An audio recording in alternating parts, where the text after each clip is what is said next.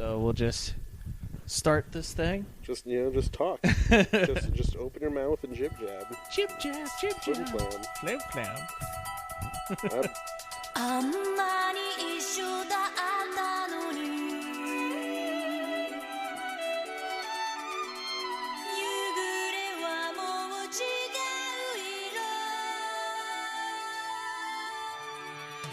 Well, this is the one where we talk about anime. Oh man, it's been a while since I've had to do this. And welcome back, David. The actual, person who runs this thing. The person. Supposedly. Supposed showrunner. Showrunner. I think that's my title. But no, I'm glad to be back. Spent the last couple weeks in a blissful anime coma. Now, is that an anime coma of watching a bunch of anime, or just anime coma of not watching anything? I mean, I watched Macross Zero and the first two Rebuild of Ava movies. So pretty much just watching what you've always watched. Yeah, what I own. Oh man. Well, just since we took a break, we were supposed to watch some of the new fall animes. So have you? Mr. Like Critic. I've been watching Macross Zero and Evangelion and Berserk. I forgot to mention that one. I've been watching the same thing. Same things. I was watching when we started this. Oh, man. I don't think I'm an anime fan. I think I like Macross, Berserk, and Evangelion. No, you're just a mech fan. Yeah, Berserk. Everything else is crap to you. That's true. Berserk's good, but if it had robots. If it had robots. It has a Skull Knight. It's close. And Guts does put on Berserk armor. Yeah, I mean, he has a crossbow arm. He's basically a robot. Yeah, he's got a robot arm and everything that shoots cannons. Yeah, I mean, in a fight against Bontakun. Oh, no. Bontakun. You know what? I'm going to table that one and bring that up at the mech panel at MetroCon the next couple years. Man. But so, no, we do. Some exciting things have happened for those of you who may not have heard things. New York Comic Con was last week. Yep. And normally, there's not a huge anime presence there. And there wasn't really this year. Comic Con. It's one of the few conventions that are not centered around anime. Thank God. But Funimation does have a panel there, and they do put something out. And the most relevant of their news to my interests, they put out some other things, is we finally got a firm, or they tell us, a firm actually going to happen release date for Evangelion 3.0. Awesome. But the most important thing about this date, it's February 2nd of next year. Oh, God. Okay. It's still so far away. Which is Groundhog's Day. Hold on. Oh, no. And they're releasing the movie called You Cannot Redo on Groundhog's Day.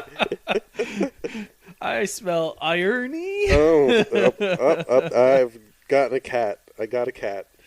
Oh, my little kitty. So that's amazing. Somebody in the release department of Funimation at least has a sense of humor. That is... It's also almost the exact 2-year anniversary of when we were first supposed to have it released. For those that live in a hole and don't know where this irony is coming from, there's a movie called Groundhog's Day. By Bill Murray. Go watch it. Where he keeps repeating the exact same day over and over and over again. It's almost like the secret plot to Evangelion.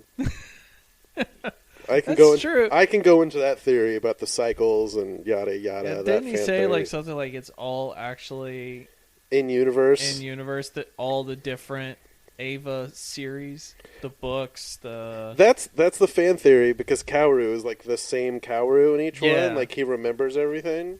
The Ava series, I forget how to actually say it, but I think it translates to Campus Apocalypse, which is the one where they don't have mechs, but it's a mystery series.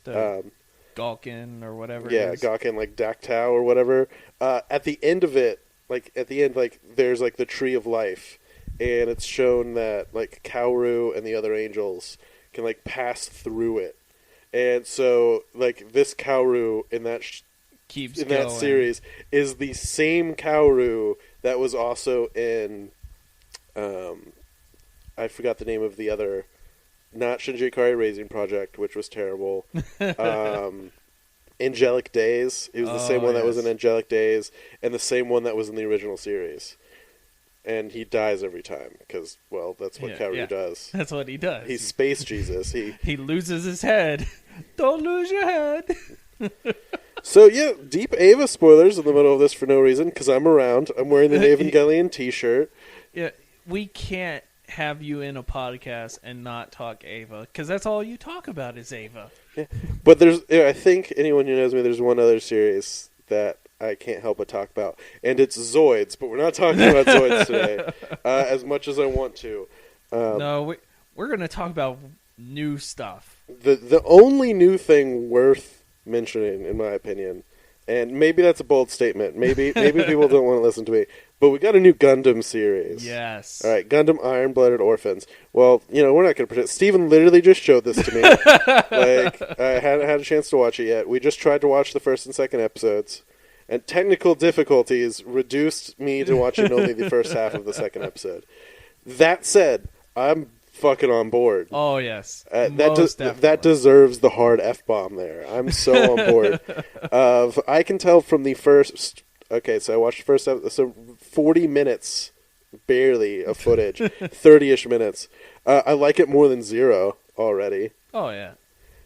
Basically, I think this looks a lot like, to keep it in terms of Gundam, of like what else other series I could compare it to, it looks like the people that made this were big fans of OVA Team and Gundam Wing. Yes. Because it's just like, it has kind of the flamboyant character design of Wing, where all of the main characters you can kind of see, like, they have a very particular style about them outside of the traditional anime stylings.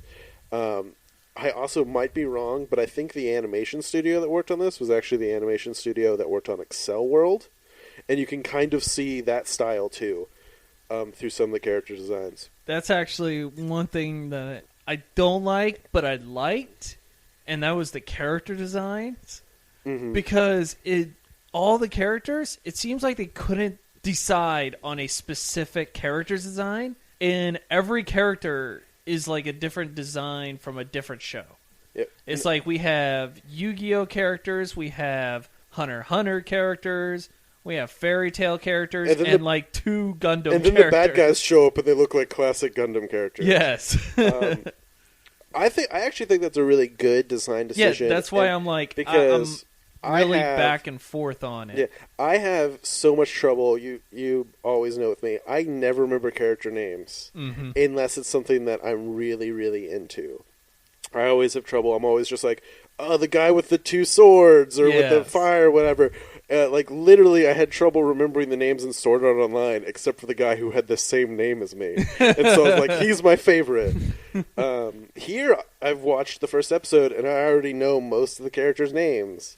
I can go, and if I don't, they're all pretty distinct. Like the guy with the silver swooshy hair, and so on and so forth. And they're not the traditional Gundam designs, which is nice. We got, aside from... It was really, like, I like how you were saying how it felt like 8th MS Team and Wing kind of merged together. But really, for me, it was more 8th MS Team and original Mobile Suit. Because a lot of the character design... If you remember in the old Mobile Suit, all the characters were really bubbly or like didn't really look like modern day Gundam characters. Yeah. And they were all distinct. You could tell each character separately, and that's really what I was seeing in this one, where a lot of the characters just didn't look like other characters, and that was great. And that's it. Just the tone. And there's a black guy. There's a black guy who doesn't look like Mr. Popo. Yeah. In fact, and I always hate this argument in any show where they're just like, there isn't any white people. Hold on, cat problem. Come here, Clyde. His name is Oliver. Lauren, if you listen to this in the future, because of you, all cats are named Clyde. But from the very beginning, the tone from the just absolute get-go, of they're actually in a, combat unit. There's people doing landmine drills, having to dig landmines and Yep. take orders from your boss. Like, okay, we get that the main characters are the underdogs characters and everything, but nope, it's still just like, okay, his boss told him to do something, like he has to do it. He can't just be like, fuck the rules, I'm gonna do whatever I want. Like, Yes. or at least it looked like, I didn't finish the episode, when they do go against the rules, they get punished for it. It's Yeah. a very realistic kind of scenario, which I think a lot of times, and especially in Gundam, of they try to do, but other times, and maybe by the end of the show they'll go into the same thing, but they kind of fall away from, where like Gundam Seed, like the characters in Gundam Seed just did whatever they wanted, and there was literally no consequence. It'd be like, Kira, you can't do that. You're not a combat pilot. You're not... He did it. He deployed in the Gundam and saved everybody. Thanks, Kira. Like... Yeah, that was one thing that happens in the second episode. It's like, I don't want to spoil a lot, but it was like, he does get punished, and he takes the punishment for his squad and everything, and they literally just beat the crap out of him for doing what he did, even though it was to save everybody. And it really drives home on this series of how they're trying to make it almost more realistic, like as if this was actually in real life. And you could see they've already brought in the politics of different revolts, or not really revolts, but like protesting, and like the hidden agendas are already happening. That's what I love about Gundam. It's a show that pretends to be about robots, and it's actually like a season of The West Wing. Yes. It's just a politics show about different policies that they're like, okay, we got to keep people interested. All right, instead of like having like a Senate scene, we'll have people get into robots and fight each other. Yes. But they scream their ideologies at each other. It's amazing. And one thing I really liked about this was this is something that you always bring up in our Mac vs. Mac panel all the time, about how like these pilots, they just get into the machines and it's like they instantly know how to use them and stuff. Yeah. And I really like in this one where the guy literally hands the pilot a like manual to read. Yeah. And he's like, I can't read, basically, and like gives it back. But then they actually take the cockpit from their like matrix system or whatever they plug into, because without it, they even say, an uneducated person would not be able to pilot this. And it was like they were having trouble reading what was on the screen. Yeah, it was definitely cool that they kept up that. I mean, obviously, it's the first episode of a Gundam series, so the first time the Gundam comes out, it always kicks ass. So it comes out and just wrecks the day, like does everything, because it's Gundam. That's what happens in the first episode. Is the main Gundam comes out and beats the bad guys that they wouldn't be able to normally beat. That said, I think it's really interesting that they already have gone into the fact that the control system is directly linked into the nerves, which is a good idea. Mm-hmm. Obviously, I like it. It was done in 1996, but whatever. Gundam can get there eventually. It was also done in G Gundam, though I think this is better than G Gundam. This is better obviously. than G Gundam, where they're less spandex and gratuitous shots of Domon Cashu's butt, which I guess some people out there miss. Heart attack. But it's weird. This is the year of like media talking about child soldiers, which they bring it already up in this that the main characters are kids. And now I guess this is a weird connotation. What was it in 2011? There was that huge thing on Facebook and all over the internet, like looking for Coney. Oh yeah, Coney 2012. Yeah, which turned out to be mostly a hoax for money. They already had caught this guy and done all this, but really brought the idea of child soldiers in Africa to the forefront of people's minds. And literally this week, this is the third thing that I've had.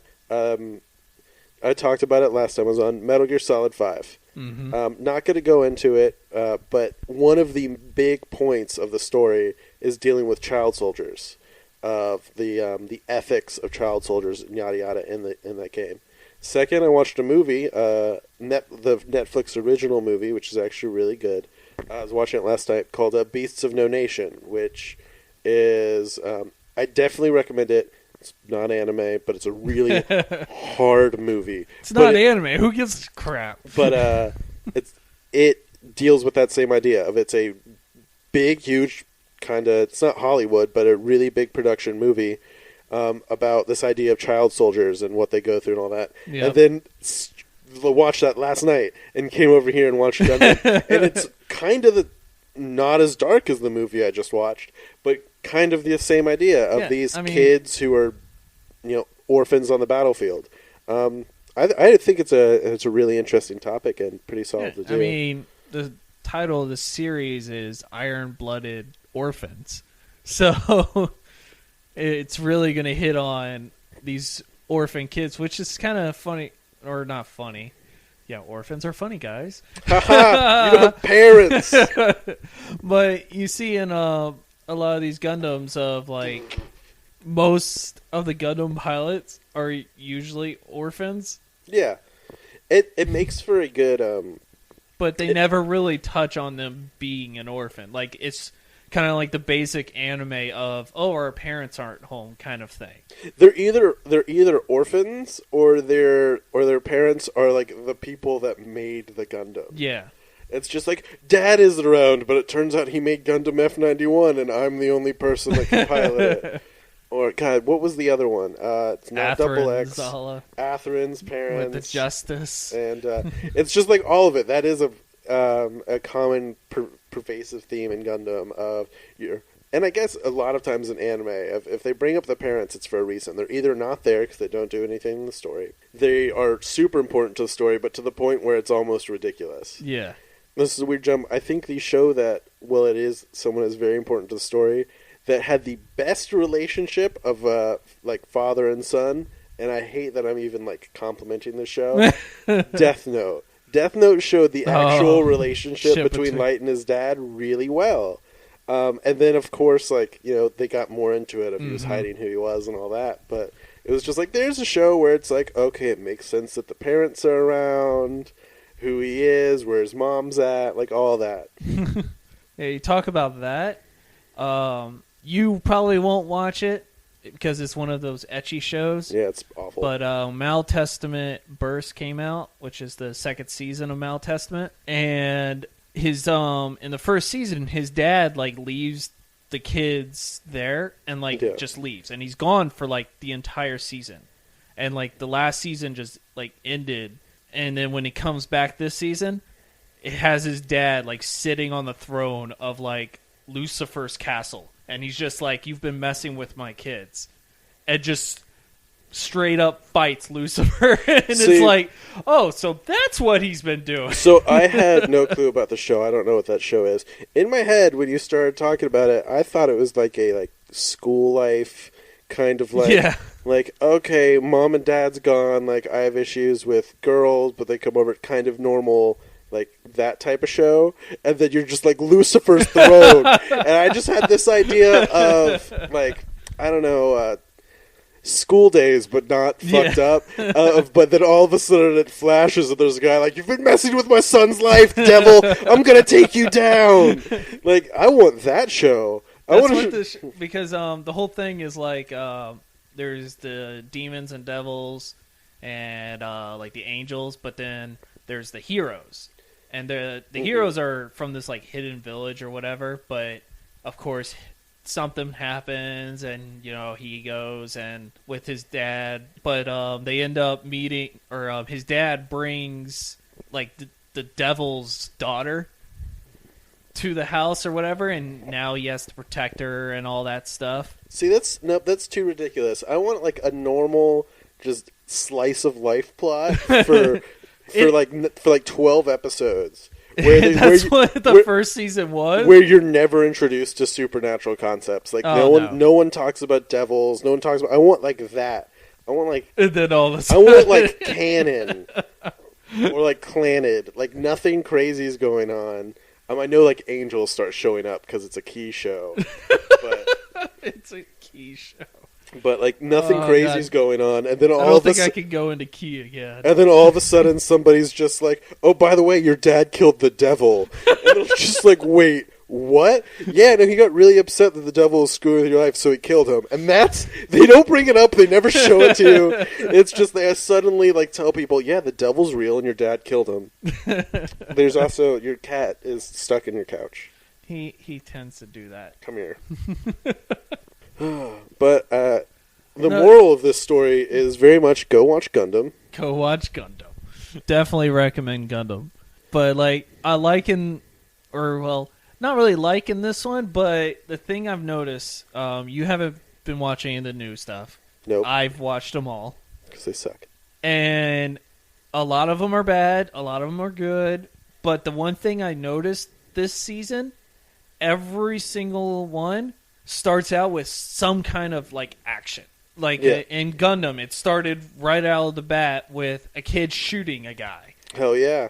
And Malatestament had his dad immediately fighting Lucifer. And another one had this girl just, like, get sliced in half.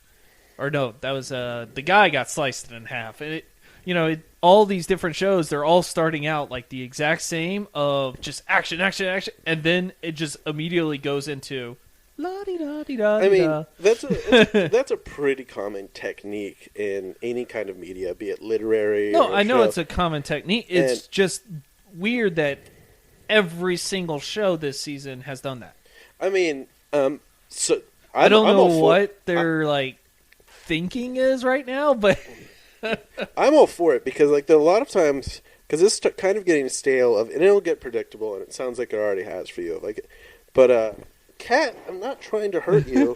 This cat wants to be under me for some reason, but what was it? There was a season a couple years ago where every single show for every first episode started off of like really slow, looking like it was going to be kind of just a normal thing, and then something crazy happens at the end of the first episode for a cliffhanger. And so this is just doing the opposite of starting you in the action and then kind of pushing you back out into it. Well, it's like big example of where I was kind of really disappointed was the show called Gawkin 35, and it starts out of this kid sitting or laying in a graveyard, sliced in half. His like legs are like over to the side. Sounds unpleasant. He's just laying there, and there's explosions are happening. You hear the gunfire, and just things are happening all over the place. And he's just laying there, and he's like, I can't believe I'm going to die this way. I didn't really get to live that long. And you're just like, oh, man. And then all of a sudden it immediately goes into the school setting, and he goes into a room, and you've got the overly ecchi girls in weird positions, and you're just like, this just ruined like everything they previously did. I mean, but now, like, I guess the hook of what they're trying to do is like now you've got to like wait and see how they get there. Yeah. And then it'll probably catch up there in like episode 9, and then 10, 11, and 12 are the aftermath of that like battle, and then the series ends. Yeah, but see, that's the thing. It's like I love anime, but it seems like a lot of these new shows are doing that where they just kind of follow like the same formula. Yeah. It definitely happens. And then you have to find the formula breakers. Hopefully that's Gundam this time. It's from the first 2 episodes it looked like it was. It felt really good to watch a Gundam series that was more down to earth again. Because it was like you could see the terror on these kids' faces when just 3 mobile suits showed up. Yeah. And it's like, normally it's like, oh, here comes a whole army. We can take them. Blah. And I think my favorite detail from the whole thing that I'd seen, as a very minor detail, is, and you said it too when it came up, as the engineer freaks out and goes, crap, I forgot to put fuel in it. And so they're now, for the rest of the show, they're probably not going to deal with it. But at least in the first 2 episodes, they've acknowledged that these things need maintenance. They need fuel. They need things. They're not just these unstoppable killing machines where they show them in the repair bay in between battles, but it's never really an issue. Yes. And it's like when the battle first happens and they're just opening fire and they're just the kids are screaming, you're like, oh, they must be super rich. How do they have so much ammo? Yep. Now, unfortunately, I have to cut it short, so I'm gonna dive into something real quick. All right. I did watch something else this week. Now, it is based off of a 70s anime, so it still counts for me only liking old stuff. I rewatched the Captain Harlock movie, the new Captain Harlock movie a couple nights ago. It's on Netflix. It's awesome. It's Captain Harlock. I mean, of course, it's Captain Harlock. It's going to be great. But I'm a strong hater of 3D animation. I don't think that's... I like everything like hand-drawn. I don't like the computer animation. For a 3D animated show, it was really good. The animation was... I mean, it was a movie budget, movie quality. Oh, yeah? But so... It was really good. Everything was really tight. Captain Harlock's a badass. It follows the same beats. Like, you're like, okay, I get that this kid's a spy. I get like, you're never surprised on the things that are happening. Yeah. But at the same time, just because you know what's going to happen doesn't make it bad. It's okay to be cliche because sometimes cliches are okay if it's enjoyable to watch. I mean... Yeah, that's it. If you want something cool, go watch Berserk. Go watch Captain Harlock. Go watch Berserk. And go. We're gonna throw watch Berserk Gundam. into every single one of these podcasts. Berserk is my anime Archie. Your anime Archie. Yeah. If you want to go read an American comic, go read an Archie horror comic. If you want to watch anime, watch Berserk. That's like my basic.